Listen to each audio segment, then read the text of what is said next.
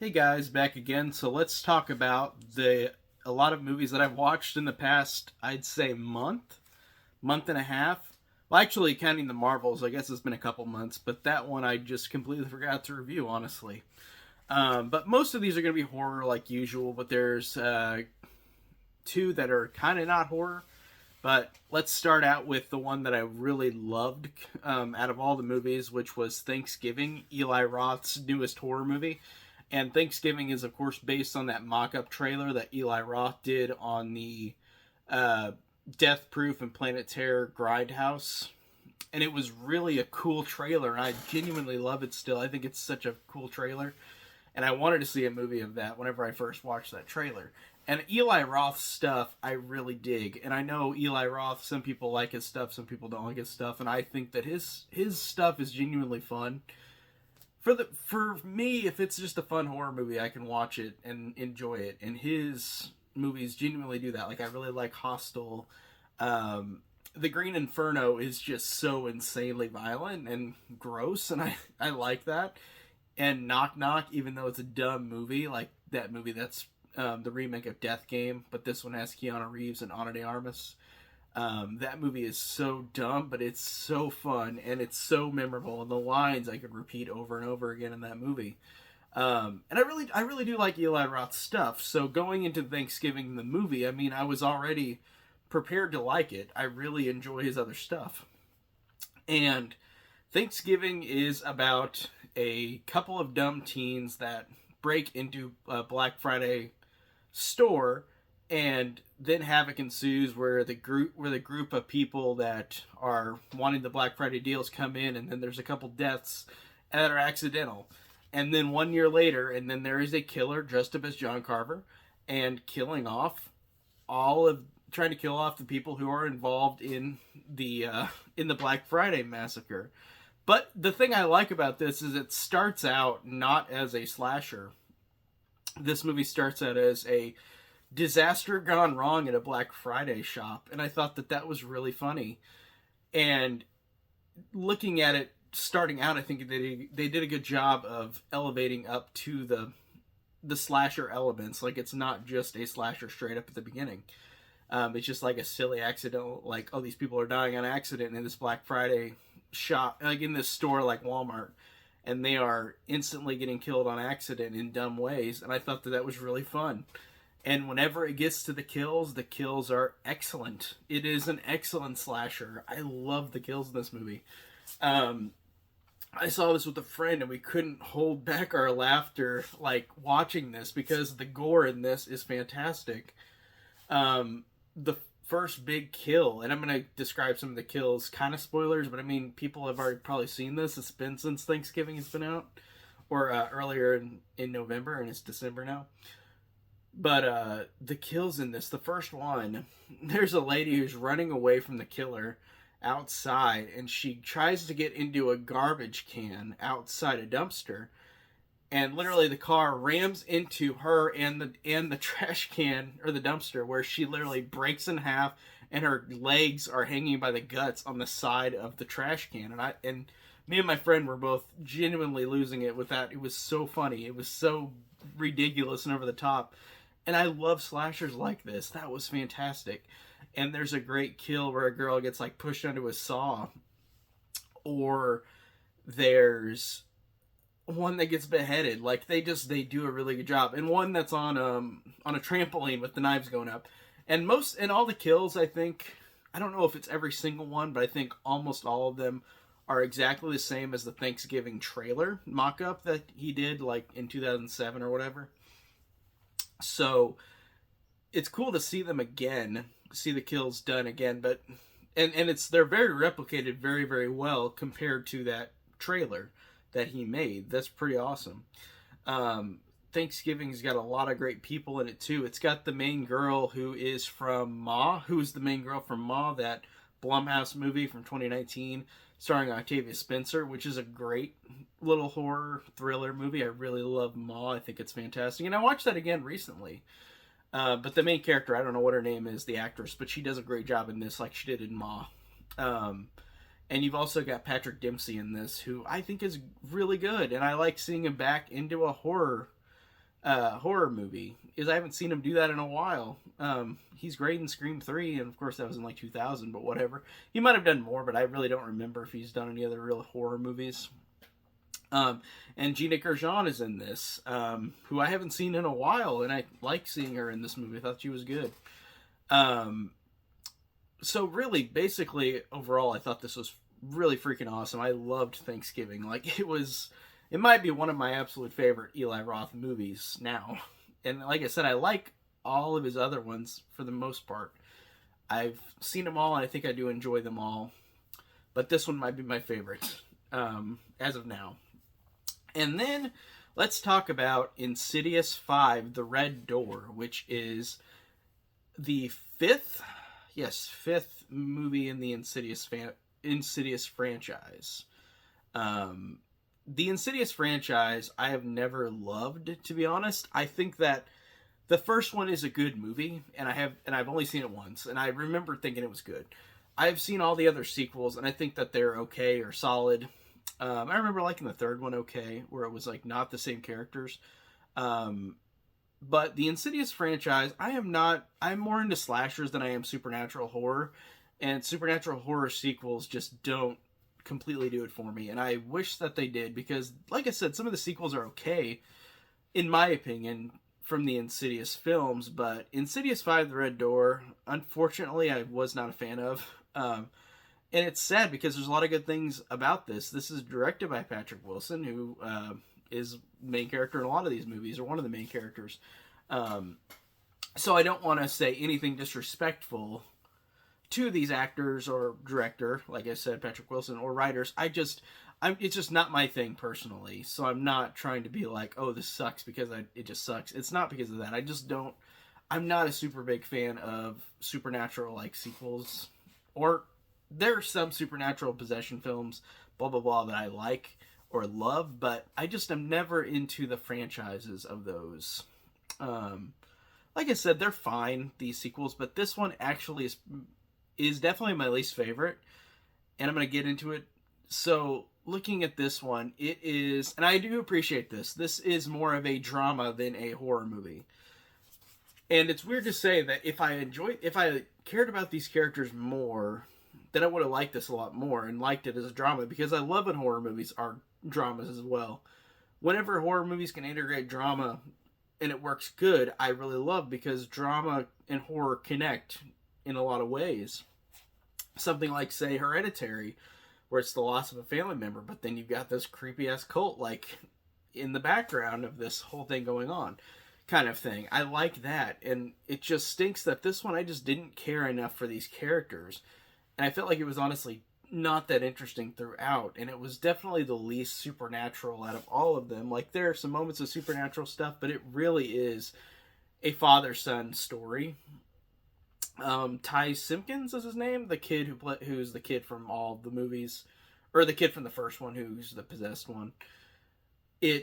He's way older now, and he's going to college, and he's out of line with his dad, and his dad and his mom are divorced, so like the dad is now feeling bad, and the son is just kind of like wanting to be on his own, but then he doesn't remember what happened, because I forgot this since I haven't seen the sequels in a while. They do a recap of after the second one, they forget their memories of what happened, so then then the kid slowly gains those memories back, which is fine, but it's not a movie that I was invested in at all, really, and it just stinks, because like I said, I think these movies are okay, and I think the first one's the best one, but like this one is definitely my least favorite.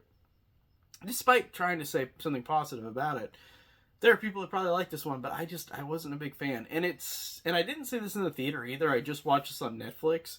I was gonna see it in the theater whenever it came out, I think in the summer, but then Barbie and Oppenheimer, I think, came out and then destroyed any chance of this movie and a couple other movies surviving. Mission Impossible as well. That didn't last either. So this was just in the gunfire of those two movies, the Barbie and Oppenheimer fan or craze that happened in the summer.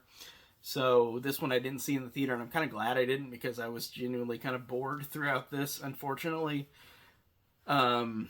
just this one wasn't really for me. For me, really. Then the next movie we're going to talk about is It's a Wonderful Knife, which is, of course, a spoof on It's a Wonderful Life. Um, this is written by Michael Kennedy, who also wrote Freaky and I think Happy Death Day. So there's the connective tissue with that, where it is a like Freaky Friday, or not Freaky Friday, Happy Death Day is whenever a girl keeps getting killed over and over and has to relive this day to find the killer.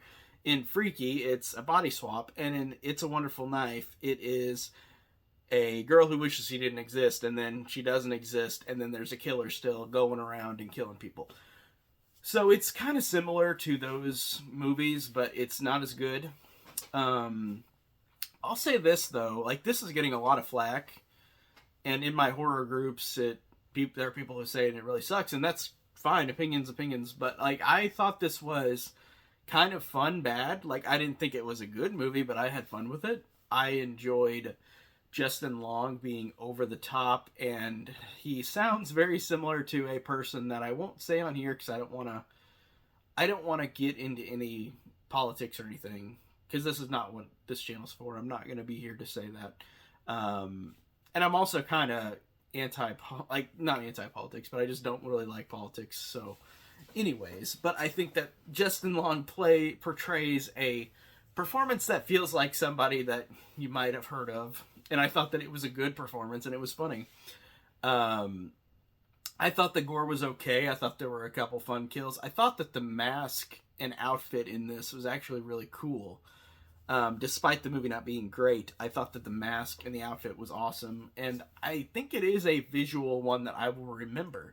Because I've seen so many slashers where you got a killer's outfit. And this one, I think, is one of the memorable ones. And it reminds me of like a angel, like a white angel. I think that's cool.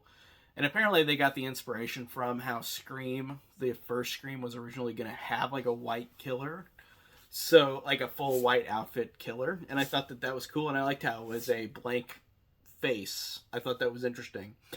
But the story is very, very boring. It's just a girl who wishes she didn't exist.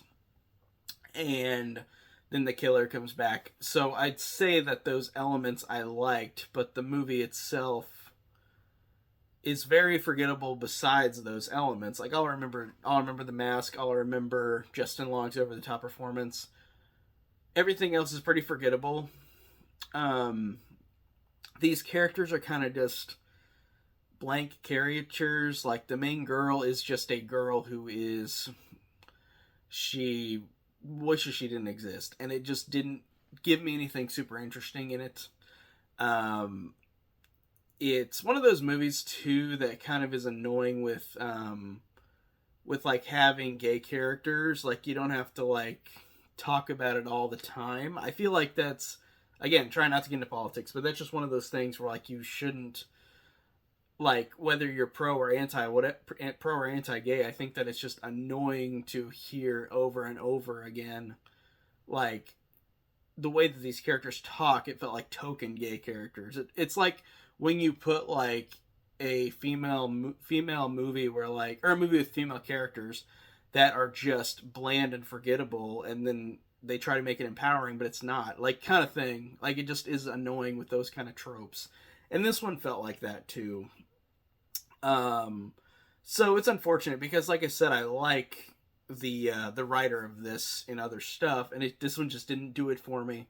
But visually, though, with some of the kills and the visuals of the kills, like somebody getting stabbed outside in the window, splashing with all the lights of these characters dancing around, I thought that was cool with the white outfit in the background. Like, that kind of stuff is cool. I think from a visual standpoint, this one has some fun, cool things about it. But the story is just pretty boring and not very interesting and just kind of pandery in an annoying way. And it just is pretty forgettable in that aspect, but there's things I will remember about it. Like I said, Justin Long is memorable in this. I do like him a lot in this movie. And like I said, the killer's outfit, I'm going to remember that. There are some slashers that I will just remember the outfit.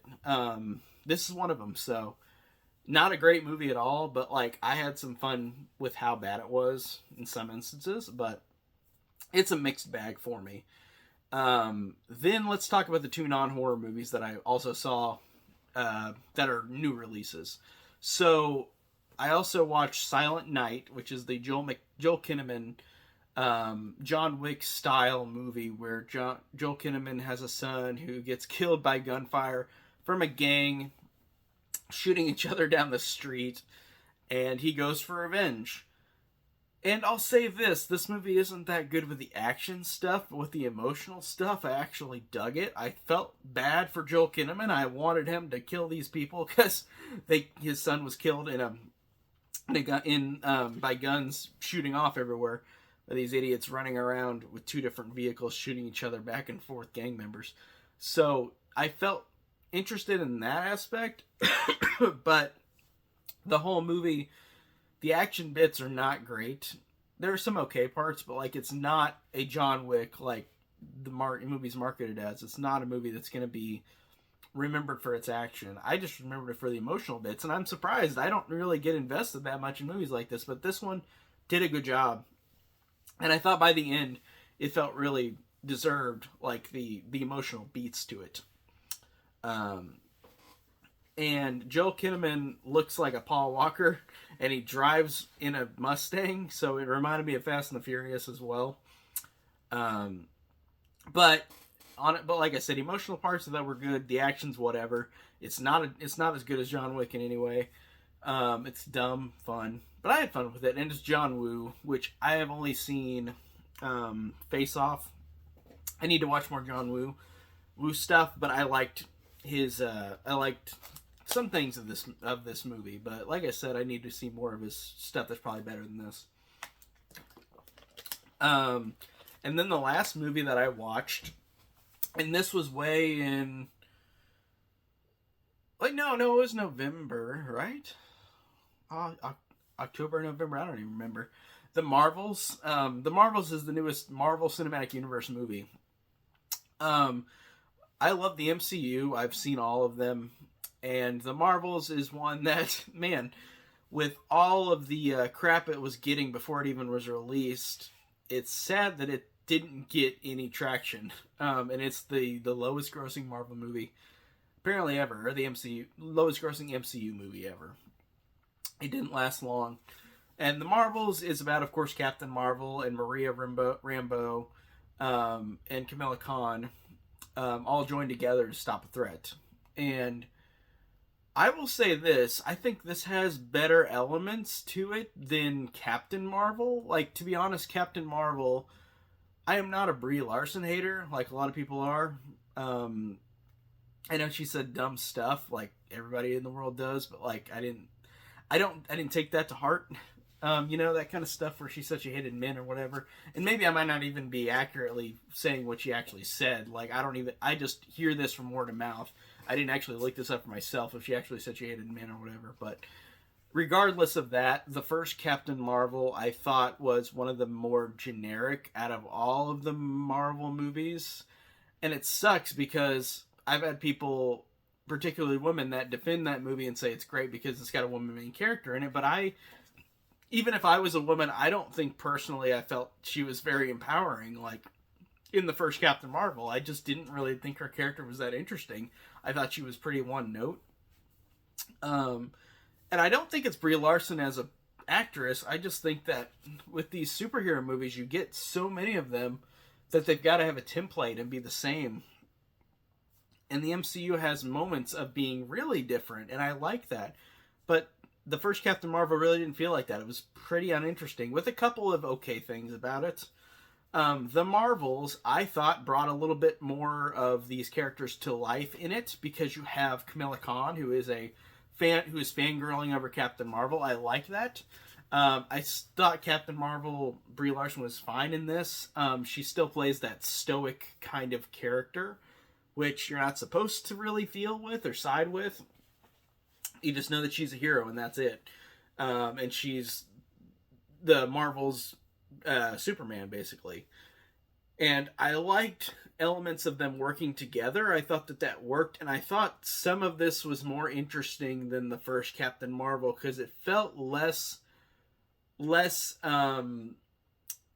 stale and less of a um, conveyor belt MCU movie. Like the first Captain Marvel, it felt like one of the most conveyor belt out of all of them. Um, and I liked these characters in this, I like a little more, and I thought that they did solid enough. And I liked where these characters have come from with Maria Rambeau and Camila Khan because I did like WandaVision a lot. I liked Miss Marvel okay, and I thought that they did a okay job bringing them all together. Um, and the cats are all pretty funny. The CGI cats, because of Brie Larson is allergic to cats, I guess. They're all really funny. Samuel L. Jackson is funny in this. Even though they have no distinct reference to Secret Invasion, which was the last thing Nick Fury was in, I think, chronologically, and they have no reference to it, which Secret Invasion, um, that one kind of sucked. So it was unfortunate. This is way better than Secret Invasion. And Secret Invasion was a 6-hour show, and that was not interesting really at all. It was not very. I did not feel much at all watching Secret Invasion. This I at least felt a couple emotions. I felt a couple jokes were funny. I felt the combination of these three characters, they worked together. They worked good, I think. And since whatever, November, October this was released, I'm going to spoil the end credits because, of course, everybody knows. People knew after the first day, after this movie was released, of course.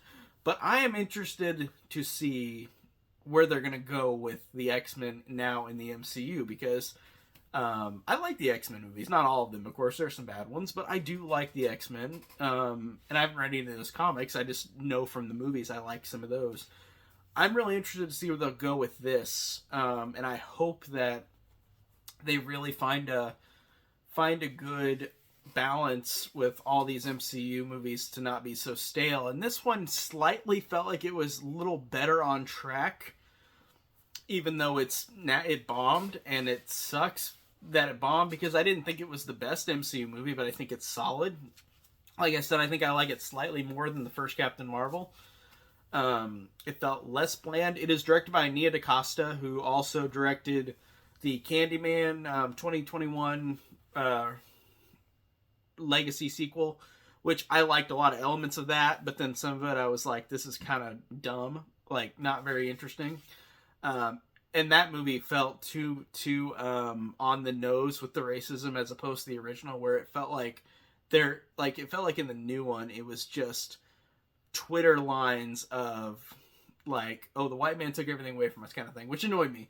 And I'm not saying that's not right to show that in a movie. I just mean that it didn't feel like it was smartly done with that dialogue in that movie. That new Candyman just kind of annoyed me with that. Like, it felt like it was just cartoonishly stupid, like dialogue about racism. You know, it didn't really feel like realistic. It felt like something dumb. It didn't feel very interesting to me.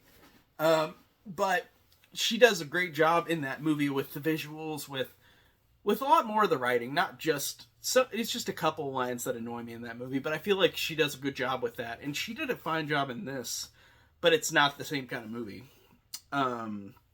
This one, like I said, it doesn't work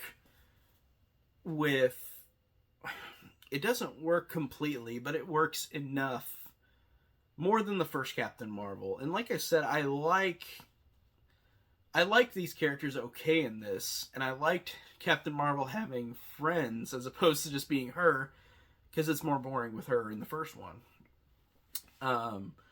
But also I'm interested to see where they'll go with the franchise now. Speaking of, I do need to also talk about Loki season 2, which is, since I'm talking about the Marvels, I better talk about Loki season 2 as well. Loki season 2 came out last month. Really fantastic. I liked the production value more in this season than the first one, because the action in the first one was kind of not great, but the story was good in the first one. And this second season is even greater. I like all these characters a lot. I think that in a sea of Marvel where people are complaining about it all the time, like Secret Invasion or the Marvels, we get one that I think is really good. This new season of Loki, season 2. Um, this, and I'm gonna spoil this one too because this has been out for a month, I guess. But anyways, everybody's spoiled online quickly, immediately. But Loki season 2, I liked the fact that this completely gave Loki another arc, but in the way where Loki is alone again, but in a way where he is saving the timelines. I love that. I love the fact that it ends with Loki being the biggest hero he could be, and I really thought that that gave a great arc for this character. And I've loved him in all the other things Marvel has done with him, but man, I can't believe that they killed him off, then brought him back again and did it even better. Even though it was great what they did first. I really love that. And I think that all these characters are really nice. I really like Sylvie a lot. She's really fantastic. That actress, Sophia Martino, I think is her name. I don't know if I've seen her in anything else or if she's done anything else, but man, she is great. And I really liked her as trying to get over the fact that she killed Kang and like she she screwed up the timeline. And she doesn't want to help Loki with trying to fix this. I thought that's great. Seeing Kang is great again, but I like the fact that they turn it over our heads where it's like the wimpy Kang, the one that's the inventor, and he wouldn't hurt a fly. This version of Kang, I really like that, and I hope that Jonathan Majors. I don't know anything about his personal life because there's abuse allegations with him right now, so it's unfortunate, but if they're not true, like, that would be great to have him back, but you never know. You never know what's going to happen. Or if he just comes back, I don't know. You never know with these allegations, like, what the truth is. Like, you just hear it on the media, so you don't really know. And whatever side will win, he might not make it back to this, but, that's... We'll see, but I thought he was great in these 2 seasons, and he was good in Ant-Man and the Wasp: Quantumania, even though that one I didn't really like that much. Thought it was fine, but it wasn't great either. But I liked seeing him back. I thought that he did a good job, and like I said, I liked how they didn't have the same kind of Kang. And in all of the iterations that we've seen Jonathan Majors as Kang so far, he does a good job of differentiating his character throughout each of these. So I appreciate that, but I don't know if we'll get him back, the actor, but we'll see. Oh, speaking of that, I also have to mention, because it's been a while since I've reviewed, and I'm not going to get personal about this, because again, politics suck, but Scream 7, so I love the Scream movies, and I have to mention this because I was talking about Jonathan Majors and him getting almost fired, probably. We'll see. But, Scream 7, Melissa Barrera posted a thing on Instagram, political war thing, and I'm not going to get into it, but she is fired now from Scream 7, and personally, I don't want to say much, but I think she said in such a humanitarian way about war, and she got fired for it. I honestly don't know what I didn't like that at all. I thought that was ridiculous bullshit that she got fired. That is fucking insane. I get that there's a lot of elements to that, and I get that we're pro-Israel, and I get the fact that the world is complicated, but I also blame her in a way like she shouldn't say that personally on anything, because I feel like now these companies like Hollywood have a thing in their contract saying you can't say this on the internet or interviews or whatever, because this is what we think. And I always forget that they are a company, they are doing what they're gonna do, but it also just pissed me off. And then Jenna Ortega conveniently is now just doing Wednesday season 2 instead of Scream 7, and then there's rumors along the interwebs that Neve Campbell and Courtney Cox have declined, and apparently all these other, and Jasmine Savoy, and Mason Gooding, Like they're all declining apparently. So personally, in my opinion, in a perfect world, I want them back, and I want either have her make the bullshit apology like people do, or fire the people in charge of this, and or just tell her not to say this again. And that might not work, but we can at least try. But Scream 7 now, I don't know what the hell is going to go on. Love the franchise so much. I hear people are boycotting the next one, but I I don't know. Like I said, I try not to get too personal into this, but whenever you boycott something that millions of people are working on, it also affects the millions of people working on it, or thousands of people working on a project. So it's hard to decide because you're hurting other people too by boycotting a movie, which is out of the control of the people that are also working on it, like all the directors, writers, actors, everything. Like besides the one actress that said this, So I'm still going to see Scream 7. I'm going to, of course, but it's something that's hard to figure out where I fall on it, because it's just such a weird thing. We're all differing opinions in this world. We all have politics. We all have reactions to stuff. So it's just sucky. So I hope that this franchise makes it out alive. We'll see. But I don't know. We'll see. I hope so. I hope in a perfect world, I want them all back, and I want to have that character arc completed with Sam and Tara. But I might not get that. So we'll see. But that is all the movies I reviewed. My throat is sore now from talking for 30 minutes. Like I said, I haven't reviewed much for a while, so I just did it all at once.